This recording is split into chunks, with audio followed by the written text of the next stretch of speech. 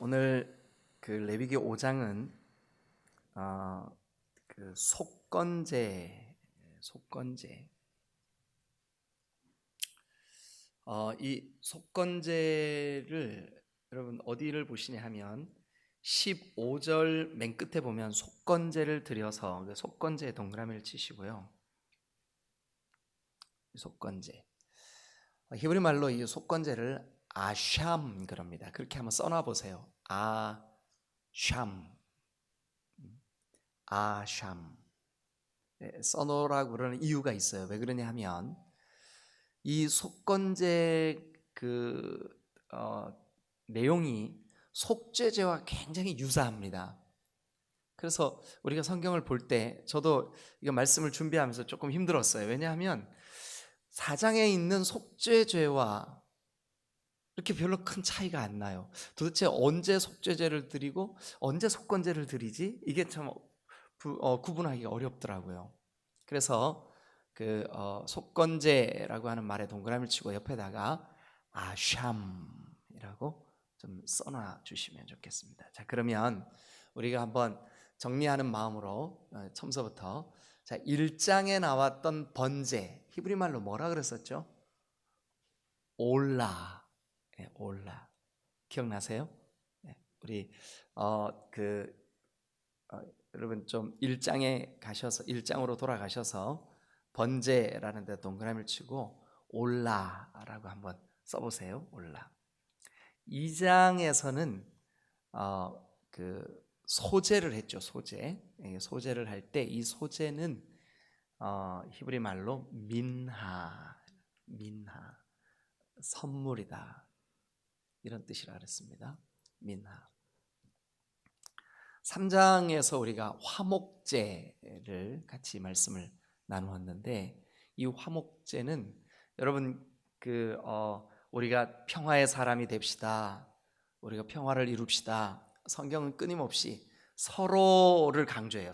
서로 돌아보아 사람과 선행을 격려하며 모이기를 패하는 어떤 사람들처럼 하지 말고 사도행전 교회도 성령 충만했을 때 서로 교제의 떡을 뗐어요.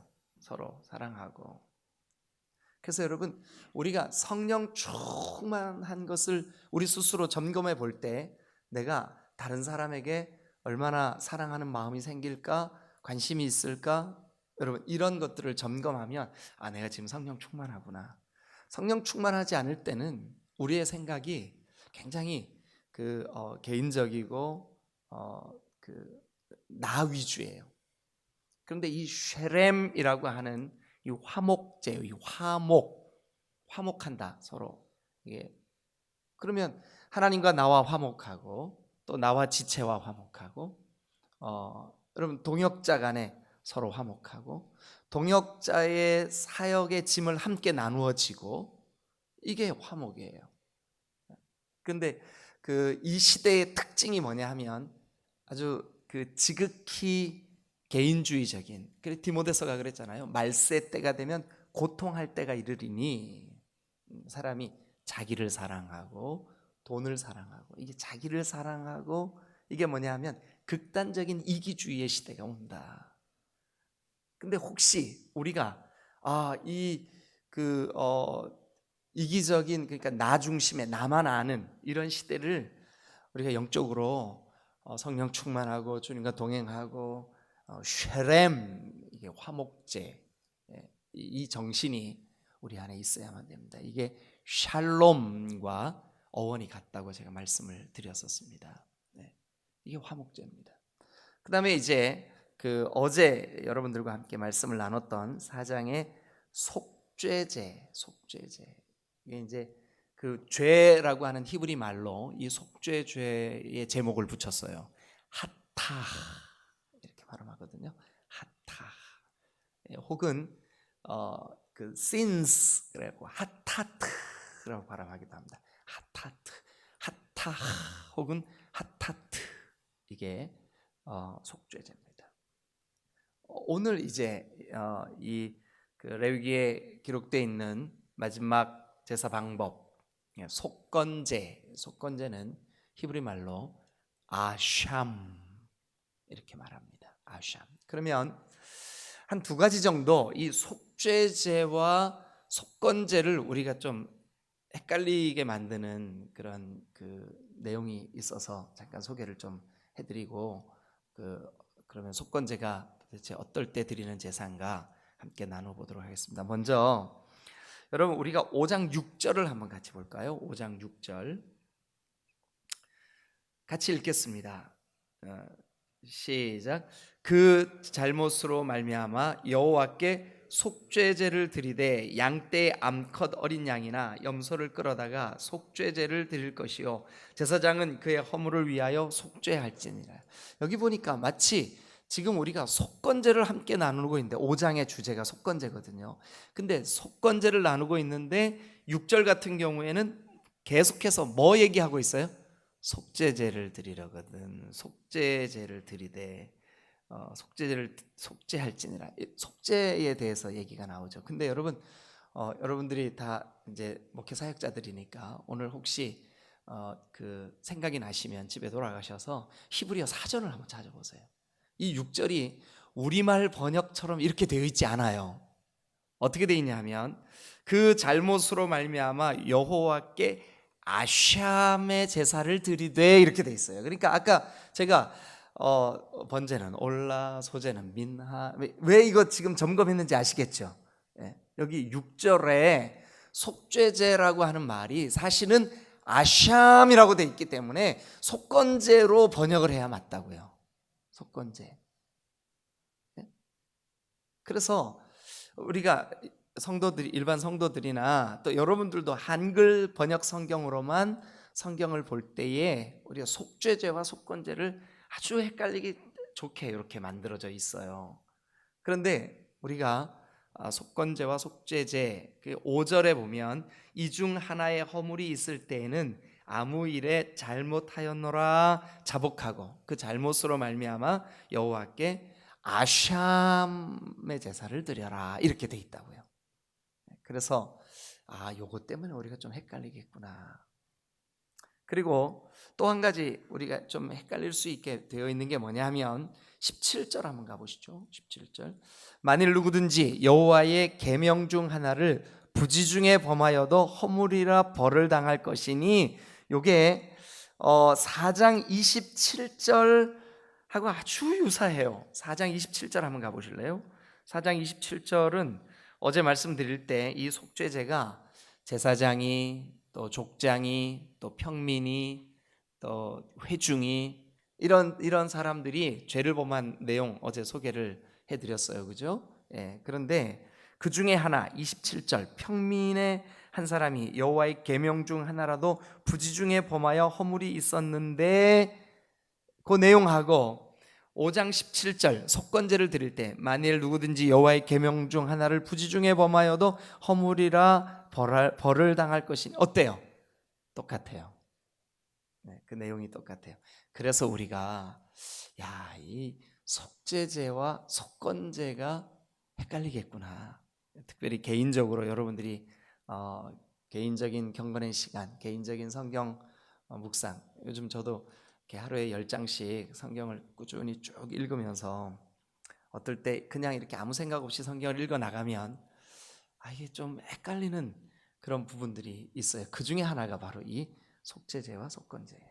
자, 그럼 오늘 저와 여러분들이 함께 그러면 이 속건제 제사는 어떨 때 드리는 제사가 속건제일까? 요거를 명확하게 한번 성경을 통해서 정리를 하면 우리가 속건제를 이럴 때 드리는구나 하고 이해할 수 있을 것 같아요. 세 가지만 말씀드리고 오늘 아침 우리 같이 기도하는 시간을 갖도록 하겠습니다. 자, 첫 번째, 여러분 14절부터 16절 말씀을 함께 보겠는데 특별히 우리 15절을 같이 읽겠습니다. 15절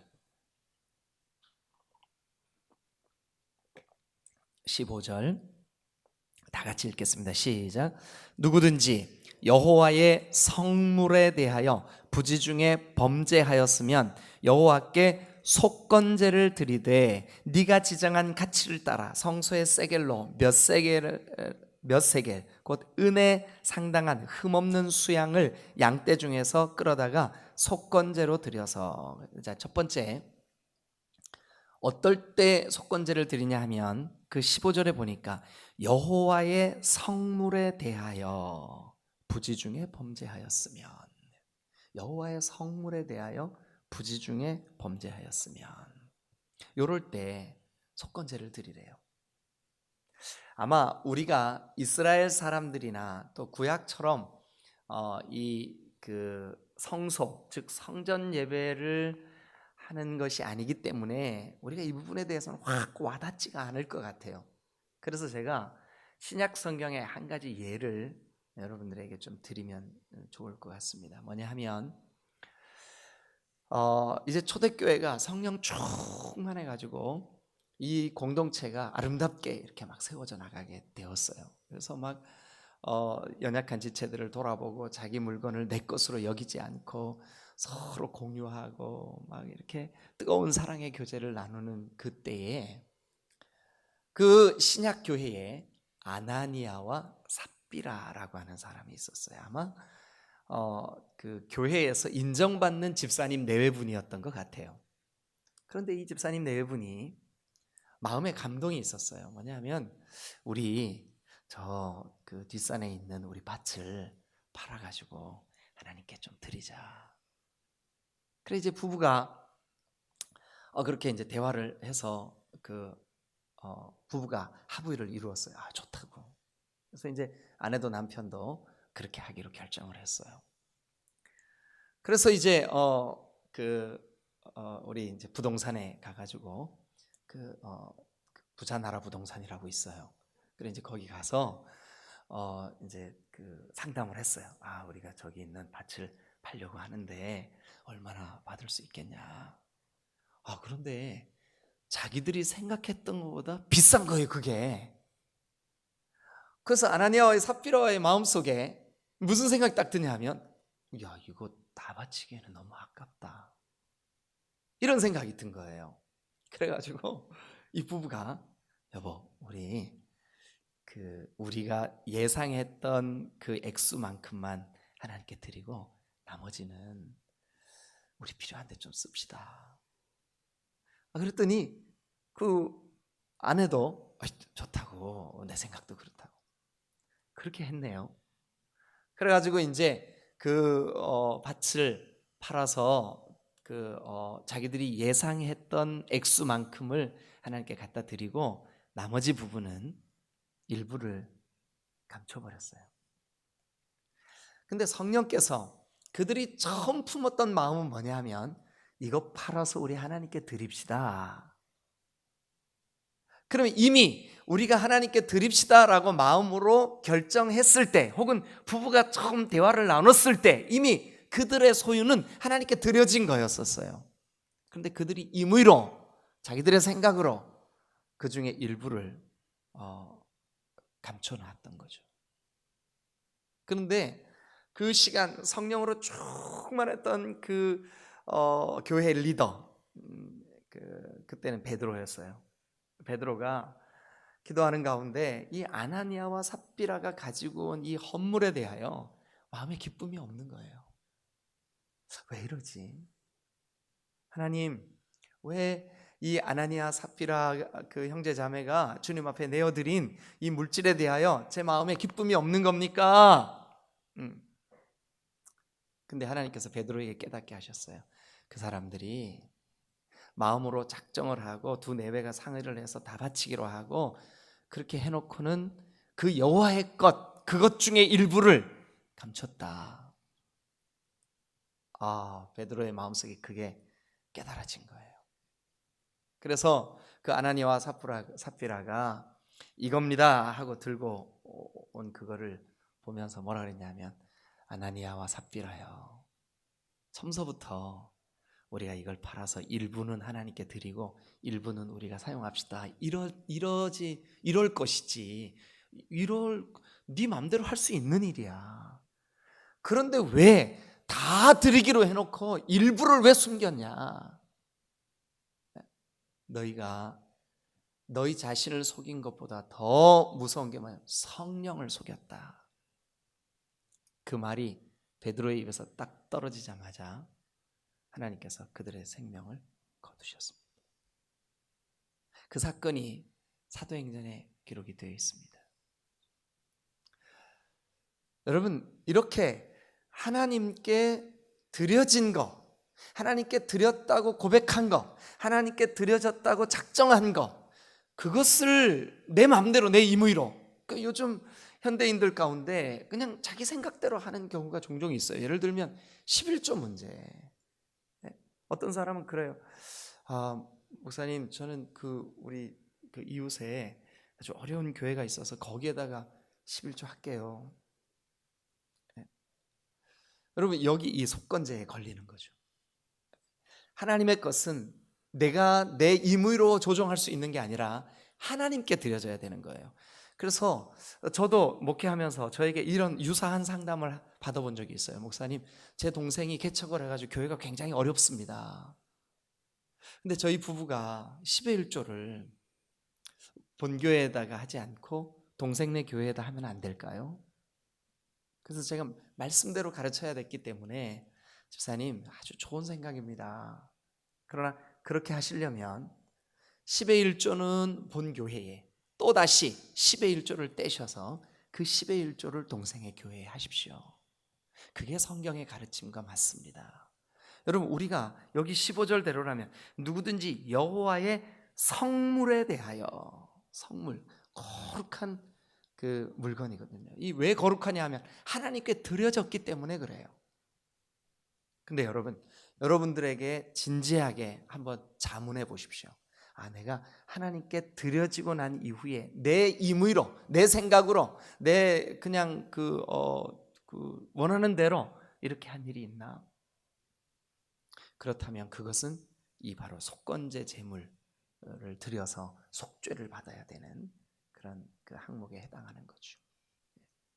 자, 그다음에 두 번째, 우리 이제 어디를 보시냐 하면 17절 말씀을 한번 보겠습니다. 17절. 그러니까 첫 번째는 아까 그 15절에 밑줄을 그어 놓으세요. 여호와의 성물에 대하여. 여러분들도 그 성경에다가 밑줄을 그어 놓으세요. 15절, 성물에 대하여 범죄하였을 때, 이건 하나님 건데 내가 하나님 거로 귀하게 여기지를 못했구나. 이제 이런 거. 자, 그다음에 우리 17절을 한번 가볼까요? 17절.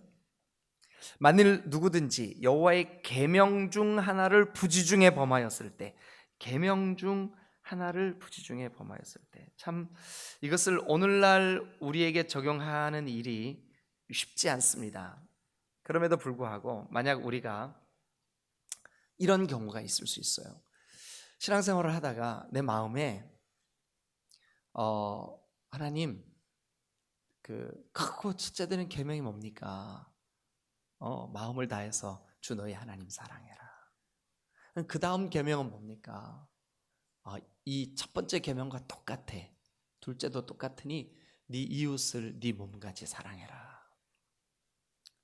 그런데 내가 주님 앞에 달려 나와서 기도를 하는데 누군가에 대해서 마음을 다해 사랑하는 마음이 별로 없는 거예요.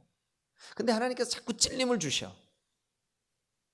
근데 전에는 생각하지 못했는데, 그렇구나. 내가 지체를, 내가 동역자를, 내가 형제를, 내 자매를, 내 배우자를, 내 아내를 이렇게 마음을 다해 사랑하지 못한 것은 계명을 어기는 거였었구나. 이거 계명 어기면 안 되겠네.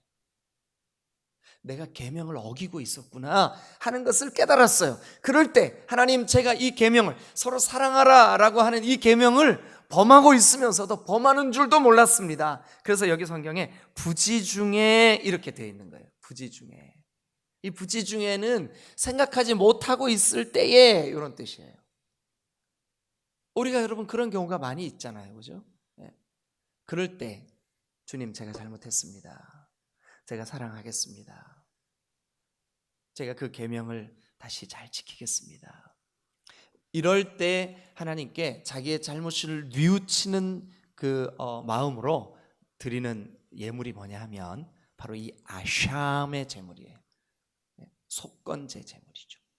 그래서 17절에도 여러분들이 여호와의 계명 중 하나를 범하였을 때, 그러니까 아까 15절에서는 뭐라고요? 성물에 대하여 내가 죄를 지었을 때, 성물에 대하여 죄를 지었을 때. 여러분 성소 혹은 성전에는 늘 그 상 위에 떡을 진설해 놓았었어요. 이래서 이걸 진설병이라 그래요. 근데 그게 여호와의 것이잖아요. 그래서 제사장들만 먹을 수 있는 건데 그걸 뭐 정리하고 이렇게, 물론 제사장들이 그걸 하겠지만 여러분들에게 이제 이렇게 설명하기 위해서 제가 설명을 하는 거예요. 혹시 내가 배가 고파가지고 그걸 먹었다, 그럼 이게 속물에 대하여 속건제를 드려야 되는 거죠. 계명에 대하여 이게 10가지 계명 중에 내가 부모에 대해서 내 마음에 기쁨으로 그 부모님을 섬기고자 하는 마음이 없었다. 이건 내가 잘못했구나. 속건제 제물을 드려야지. 이게 바로 속건제 제사라고요. 마지막 한 가지를 더 말씀을 좀 드려야 될 것 같습니다. 마지막 한 가지는 뭐냐 하면 6장을 한번 가봅니다. 이게 지금 원래 장절을 제대로 끊었으면 6장 7절까지가 속건제입니다. 왜냐하면 6장 6절도 보세요. 그는 또 그 속건 제물을 여호와께 가져갈지니, 그렇게 돼 있죠. 그러니까 이 속건제 제사에 대해서는 5장과 6장 1절부터 7절까지가 포함돼야 돼요. 근데 이 6장에 보면 속건제 제사를 드리는 내용이 몇 가지가 나와요. 뭐가 나오냐 하면, 자, 2절 같이 한번 봅니다. 누구든지 여호와께 신실하지 못하여 범죄하되, 어떤 범죄를 졌냐 하면 이웃이 맡긴 물건이나 전당물을 속이거나 도둑질하거나 착취한 사실을 부인하거나, 또 3절에 보니까 남의 잃은 물건을 줍고도 모른 척 하거나, 남의 잃은 물건을 줍고도 모른 척 하거나,